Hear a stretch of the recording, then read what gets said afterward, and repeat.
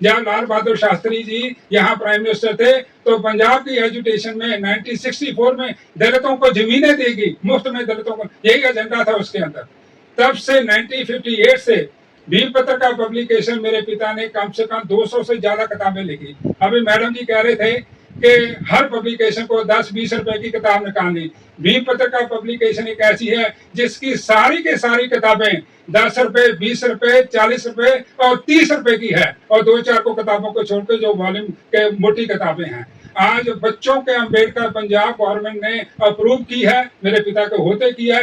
लाखों copy Punjab government ने लेके स्कूलों में बच्चों के अम्बेडकर के बांटी है। तो ये हमारी जो है क्रांति है लिटरेचर की। लिटरेचर के बिना हम और आप अधूरे हैं। अगर बाबा साहब अपने वॉल्यूम नहीं छोड़ के जाते, बाबा साहब अपनी राइटिंग्स नहीं छोड़ के जाते, तो शायद आज हम बाबा साहब के बारे में नहीं जानते।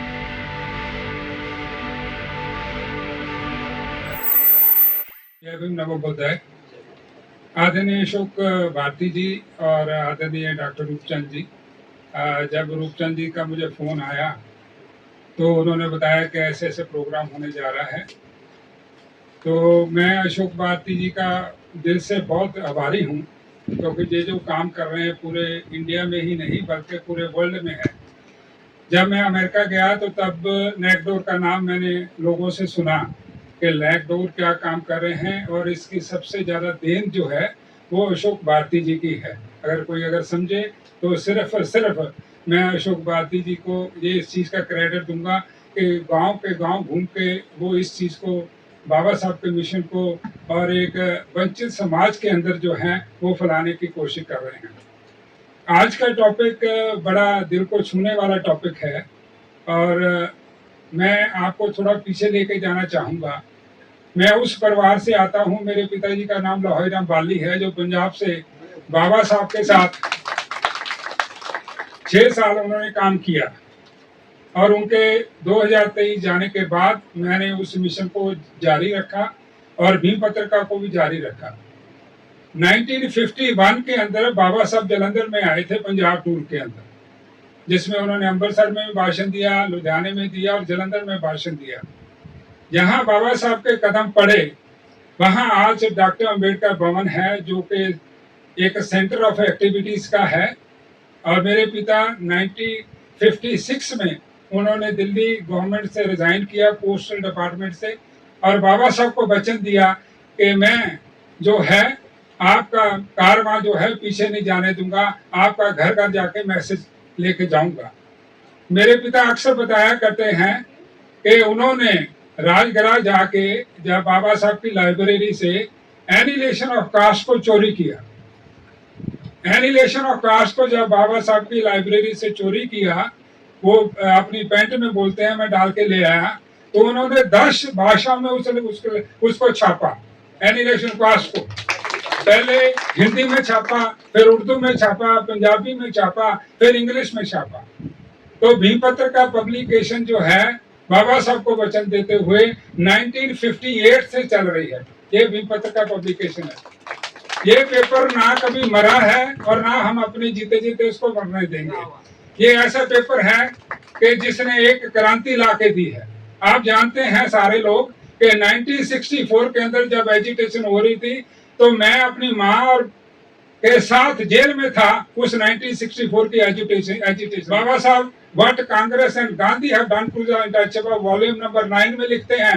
वो फॉरेन प्रेस के बारे में बात करते हैं। वो बोलते हैं कि फॉरेन प्रेस के लोग कांग्रेस के पिट्ठू हैं, जिन्होंने मेरे बारे में कभी भी जो अच्छे तरीके से नहीं लिखा, बल्कि लिखा ही नहीं। अगर उस वक्त फॉरेन प्रेस ने बाबा साहब के मुद्दों को अच्छी तरह उठाया होता तो आज हमारे दलितों की और भी बुलंद आवाज हुआ करती।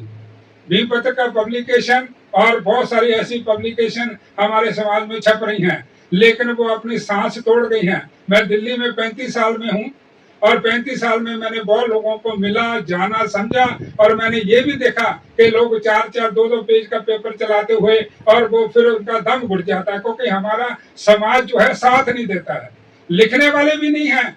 इंग्लिश का मैगजीन मैंने भीम पत्र का यहाँ दिल्ली से शुरू किया, 1.5 लाख रुपए अपनी जेब से खर्च किया, लेकिन किसी 90 प्रोफेसरों ने उसमें आर्टिकल लिखने के लिए नहीं दिया। दिल्ली यूनिवर्सिटी के अंदर 90 प्रोफेसर हैं हमारे असिस्टेंट प्रोफेसर, लेकिन जिसको भी फोन करो 3 महीने 6 महीने का टाइम देते हैं। अगर आप पैसा भी नहीं दे सकते तो अपने दिमाग को यूज करके ही दे दो। आर्टिकल लिखने में कितना टाइम लगता है? आप बड़े बड़े सेमिनार करते हैं, बड़े बड़े कॉन्फ्रेंस में जाते हैं, लेकिन आपके अपने समाज के पेपर को आप मदद नहीं करते। लिखने की ही कर दो, आपसे पैसा नहीं मांग रहे हम, लिखने की ही कर दो, लेकिन वो भी नहीं करेंगे। तो साथियों, जो लिटरेचर का जो रोल है वो बहुत बड़ा रोल है, इसको आप कभी भी मरने ना दीजिए। कारण क्या है, जहां जहां बैठे हैं बाबा साहब की किताबों को पढ़ो, बाबा साहब के वॉल्यूम को पढ़ो, लेकिन उसमें गंदलापन मत आने देना कभी भी। आज बहुत सारा लिटरेचर है, मुझे दुख से कहना पड़ता है, वहां शिव की मूर्ति भी छापे जा रहे हो, वहां माता की भी छापे जा रहे हो, फिर भी अपने आप को अम्बेडकरवादी कह रहे हो। ये नहीं भाई चलेगा। आपको अगर चलना है तो बाबा साहब के पद चिन्हों पे चलो, बाबा साहब जो अपने शब्दों में लिख के गए उसी में चलो। बाबा साहब हमेशा कहते थे एजुकेट करो। आज देखिए हमारे कितने लोग यहाँ पढ़े लिखे लोग हैं। मैं ये कहूंगा, अगर आप कोई फाइनेंशियल हेल्प नहीं कर सकते, आओ हमारे भीम पत्रिका के लिए लिखो, अच्छा लिखो, लोगों के अंदर बात जाए आपकी। क्योंकि मेरे और आपके भाषण देने से आधे घंटे में लोग भूल जाएंगे। और जो लिखा हुआ मैं आपको बताता हूँ कैसे इस पत्रिका ने हिंदुओं को चेंज कर दिया। 2 नाम भारती जी लेके अपनी बात समाप्त करूंगा।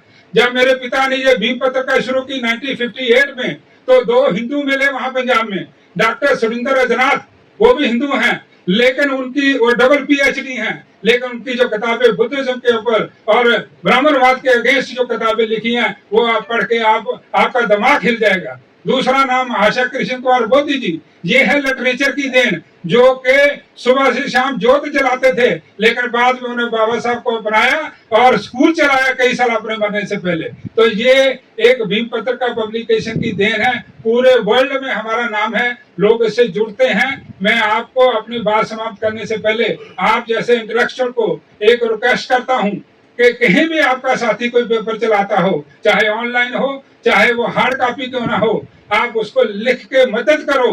पैसा नहीं दे सकते तो लिख ही दो, अपने एरिया की कोई न्यूज ही बना के दे दो, उसका उतना ही सहारा हो जाएगा। इन्हीं शब्दों में मैं फिर अशोक भारती जी का, डॉक्टर अनूप जी का बहुत बहुत धन्यवाद करता हूं कि उन्होंने हमें इस मंच के लिए मौका दिया। आप सब आए, अपना कीमती टाइम निकाल के आए। Thank you so much madam, thank you so much. जय भीम, नमो बुद्धाय।